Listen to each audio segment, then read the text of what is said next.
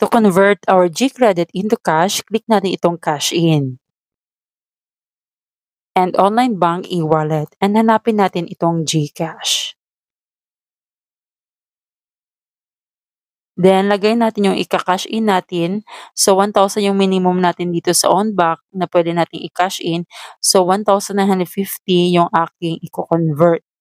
Ko-convert ko yung aking G-Credit. Then, merong reference number dyan. Copy mo lamang yan. So, merong square dyan. I-click mo lang yan para makopy. Afterwards, once copy na, balik, punta na tayo sa ating GCash kasi i-convert na natin yon. Meron na tayong reference number, click na itong bills. Hanapin mo yung bills, then sa baba, payment solutions. And after that, hanapin natin yung DragonPay. Kasi doon natin ipipaste yung ating reference number. Lagay natin yung amount na nilagay natin sa OnBank, which is 1,000.